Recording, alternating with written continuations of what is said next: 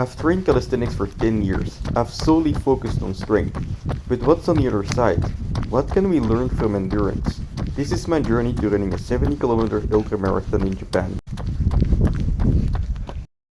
Okie dokie, boys and girls, it is day 51 of Road to Shimanami, and today we have almost a full upper body day. First, I'm gonna do some legs and then I'm gonna do some dips. But when it comes to the legs, they are still feeling tired from a couple days ago when I ran that half marathon. And well, when you shift your goals in training, you're kind of signing up to become weaker in other areas because, well, without any sacrifice, you're not gonna gain anything else, right? And so one of the biggest mistakes that I always made in the past when it comes to like shifting goals and trying to maintain strength is I tried to force the maintenance of that strength.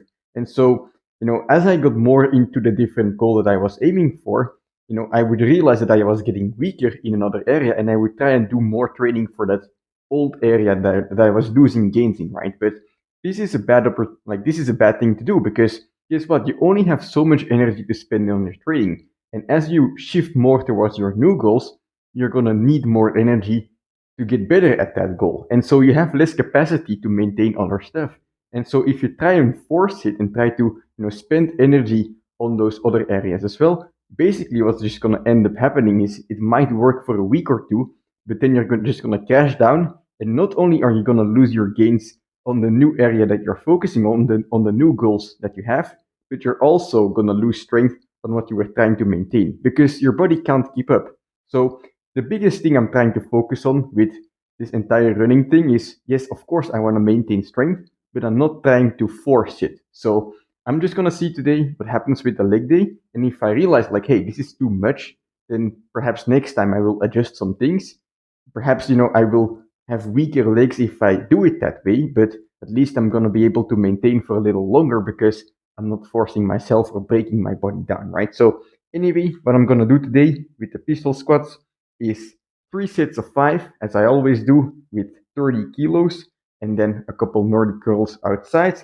And yeah, I'm curious to see how it will happen because, well, my heel is still in pain. And because my heel is in pain during the running, like I'm compensating a bit more with other areas of my legs, which is not necessarily a good thing.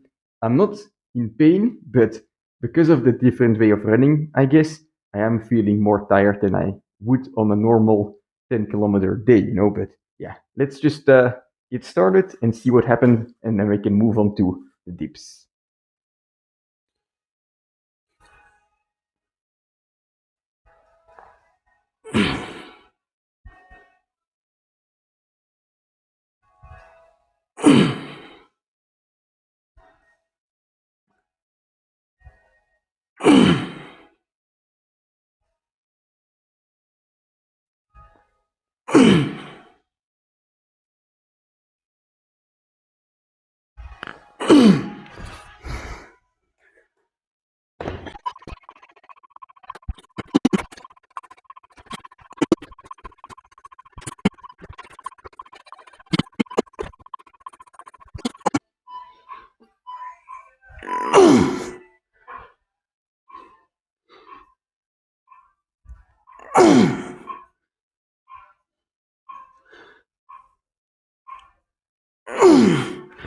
All right. That went better than expected. I guess we survive another week.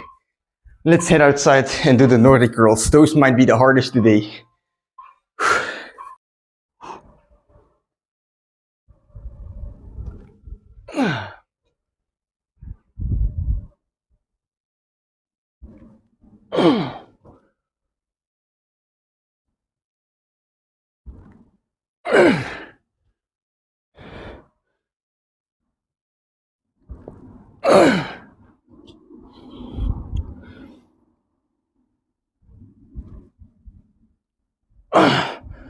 All right. Yeah, these are feeling heavy, but I got 2 more sets in me, so let's do those.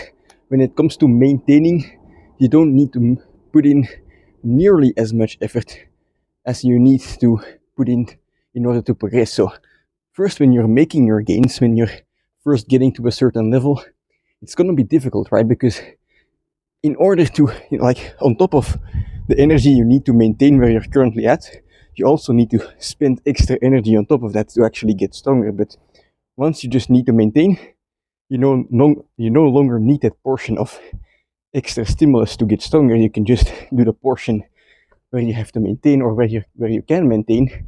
And well, it's less than I expected. I chatted a bit with ChatGPT, but according to ChatGPT, I can just do 3 sets at a 6 to 8 RPE once a week and maintain my strength. And well, at the moment, well, knock on wood, but it's still working. So I expect, once the running is gonna get even more tough, it will be kind of impossible to maintain where I'm at right now. But for the moment, hey, I'm surviving, so I'll take it.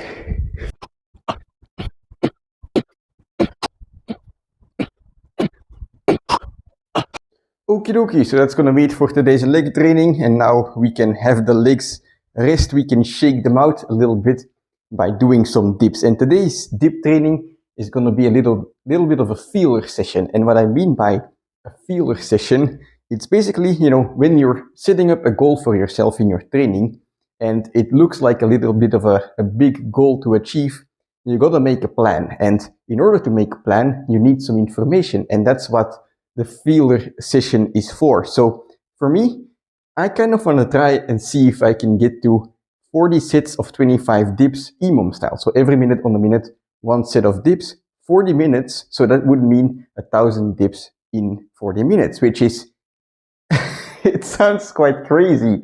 So I don't know how I'm going to get there, or even where I'm at the moment. Last time I did 50 sets of 20, but I think 25 reps is going to be a whole different ball game, even though it's only 5 reps of difference. But in order to kind of see where I'm at, gauge where I'm at, today I'm just going to see how the 25 rep sets feel. So I'm going to cap it off at 20 sets and see if I can get there. And, by doing so, I won't be doing too much volume where, I'm going all the way to my limit and I have to recover for weeks upon end. But also, it's going to be probably quite tough at the same time. So I'm gonna see how tired I get doing these little bit of a longer set, right? So today, that's kind of, the feeler. And right, when I'm done with this session, I'm gonna have more information and I'm gonna be able to kind of see how I can get to those 40 sets of 25 dips, or if I'm even gonna do it at all. But anyway, that's gonna be the last part of today's training. So let's get going.